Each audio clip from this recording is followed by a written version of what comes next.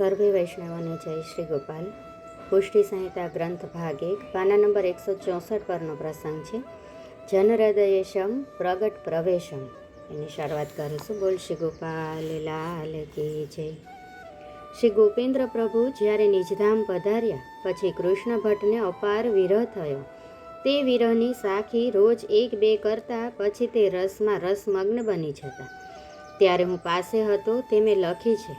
તેમ કરતાં 21 દિવસ અને રાત ગઈ હતી. પછી ઠાકોરજીએ પધારવું પડ્યું અને ઠાકોરજીથી કૃષ્ણ ભટ્ટનો વિરહ સહ્યો ન ગયો. ડોસા તે લાલ પોથી પધરાવ, તેની સાખી વાંચીએ. ડોસાભાઈ કહે છે, ભાભા તમને તો પાઠે છે તો બોલો.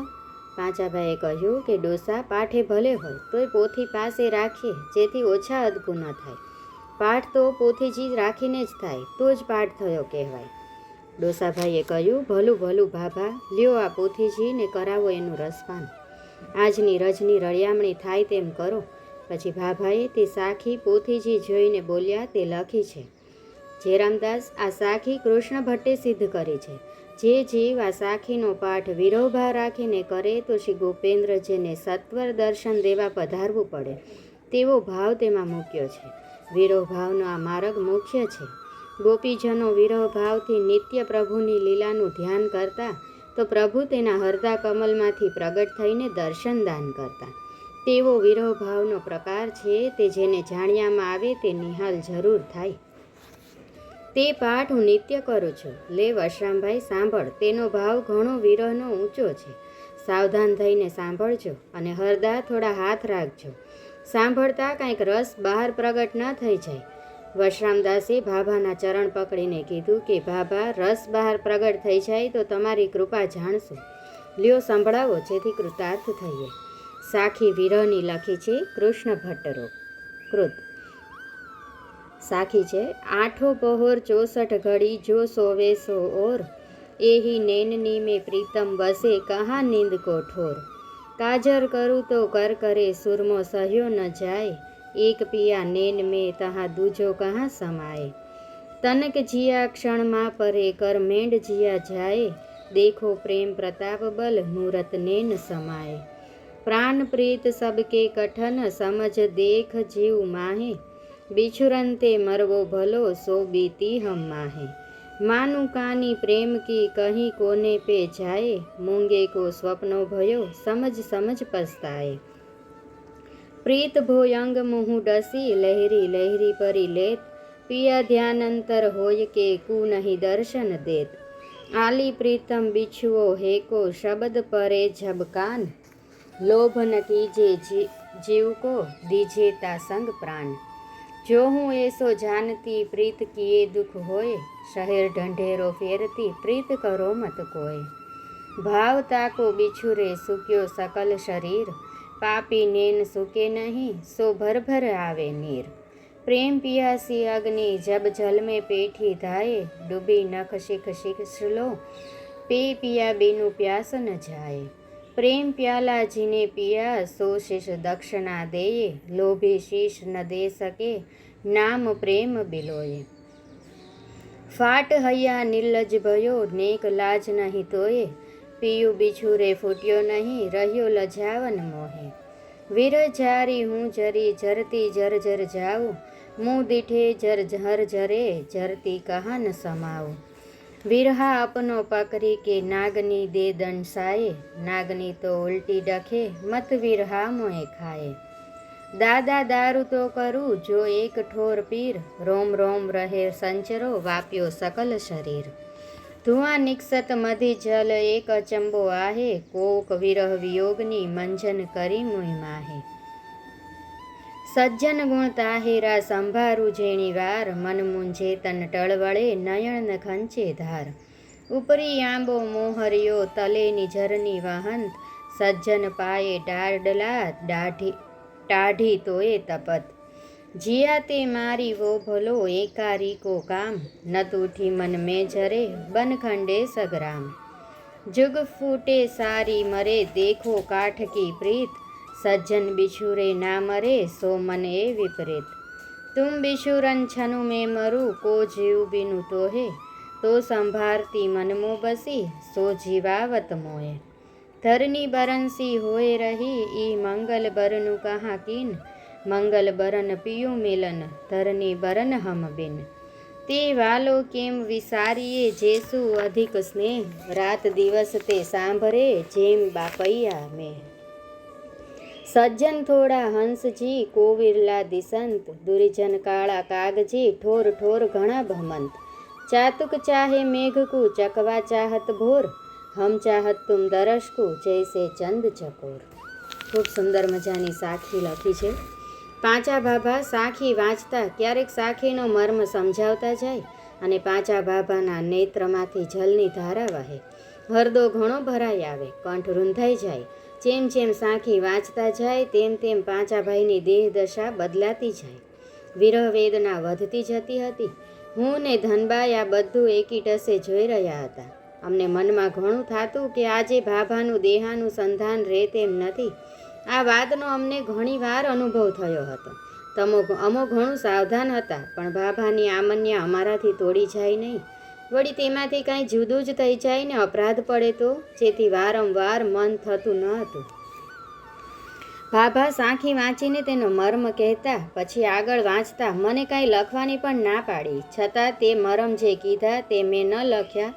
છેલ્લી સાખી બોલ્યા, ચાતૃક ચાહે મેઘ કુ ચકવા ચાહત ભોર, હમ ચાહત તુમ દરસ કુ જૈસે ચંદ ચકોર. આટલું કહેતા જ ભાભા દેહાનુસંધાન રહિત થઈ ગયા. ભાભાના હરદા કમલમાંથી એકાએક અદ્ભુત અલૌકિક દિવ્ય તેજપુંજ પ્રગટ થયું, જેથી સૌ અચંબો પામ્યા. પાંચા ભાભાએ શરૂઆતમાં જ કીધું હતું ને કે જે કોઈ પણ વિરહ ભાવથી આ સાખીનું પાઠ કરશે તો ગોપેન્દ્રજીને અવશ્ય પધારવું જ પડશે. એ જ અનુભવ અહીંયા પધારેલા વૈષ્ણવોને થઈ રહ્યો છે. ભાભાના હરદા કમલમાં સાક્ષાત નિજધામની લીલાનું દર્શન અલૌકિક, દિવ્ય, અદ્ભુત અને આશ્ચર્યચકિત થયું. શ્રી ગોપેન્દ્ર પ્રભુજી સાથે નિજ અંતરંગ જૂથ બિરાજી રહ્યું છે તેવું દર્શન એક ઘટિકા સુધી થયું. સૌ કોઈ મુગ્ધ ભાવે એકી ટસે નિરખી રહ્યા. મેં તો બાબાના ચરણ પકડી લીધા. ધનબાઈ સાવધાન થઈને દર્શન કરી રહી હતી, પણ અંતમાં તે પણ શુદ્ધ ખોઈ બેઠી. જેરામદાસ અને વશરામદાસ તો દર્શન કરતા રડમસ થઈ ગયા. ઘણું વિહવળ થતાં નેત્રમાંથી જલની ધારા, સ્નેહની સરિતા છૂટી. મારું મન દર્શન કરતાં કૃતાર્થ થયું અને તે જ સમયે તે જ લીલાનું કીર્તન ઉપજ્યું તે હું તરત જ બોલ્યો, પ્રભુ મેરે પ્રગટ પ્રમાણ દેખાયો, પ્રભુ મેરે પ્રગટ પ્રમાણ દેખાયો. પઠન કલી મેં રાખી લીનો સુદ્રઢ કરીને સહાયો, દિયે આભૂષણ કંઠ ડોલરી બ્રહ્મભૂલ ગવાયો. દર્શન દાન અલૌકિક દીને સુફળ ફળ ઠેરાયો. નિપટ જાત કુજાત જાત કો સુજાત સંગ કરાયો, રમત રાસ કી લીલા દાખી અપનો ગુણ ઉપજાયો. અતહિ આનંદ ઉત્સાહ બાઢ્યો, જો રંક મહાનિધિ પાયો, જીવનદાસ ગોપેન્દ્ર પિયારો ઉર અંતર પધરાયો. અને પછી દર્શન થાતું તિરોહિત થઈ ગયું. સર્વે જન અવાક મુગ્ધ ભાવે બેસી રહ્યો. કોઈ કાંઈ પણ બોલી શકે નહીં. એકબીજા પર દ્રષ્ટિ કરે પણ કાંઈ ઉચ્ચાર થાય નહીં. પછી ભાભાએ મુંદેલા નેત્ર ખોલ્યા અને સર્વને જય શ્રી ગોપાલ કર્યા. ત્યારે સૌ હર્ષાનંદમાં આવી ગયા. ધનબાઈ ખૂબ જ ઉન્મત્ત થઈને નાચવા લાગી ને કીર્તન બોલી. આજે જે અદ્ભુત અલૌકિક દિવ્ય અંતરંગ લીલાનું દર્શન થયું તેથી તેનો ભર ઉપજ્યો. તેનું કીર્તન રાગ કાનરાનું બોલી. શ્રી ગોપેન્દ્ર મંદિર મોરે આયે સજની, શ્રી ગોપેન્દ્ર મંદિર મોરે આયે. મન મનોરથ પૂર્યા સજની, સકલ સાજ સમાજે, મન ભાવન પિયા સેજ સુખારો, રસબસ રીતે ઉરજાયો. નિજ્જન કેરા અંગજ માહી, અખિલ ભુવન દર્શાયો, ધન્ય ધન્ય ભઈ તાહી સમે જન પાંચા સંગ ઉભરાયો, પાંચા અંગ ઉભરાયો. દરસ કરત સબ જન મિલી, ધનુબાઈ હરખ ન સમાયો, ધનુબાઈ હરખ ન સમાયો. ધનબાઈની ઉન્માદ અવસ્થા જાણી પાંચા ભાભાએ ધનબાઈનો કર સાહીને સુધ લીધી. ધનબાઈ પાંચા ભાભાના ચરણમાં પડી ગઈ. ઘણું જ રડમસ થઈ ગઈ.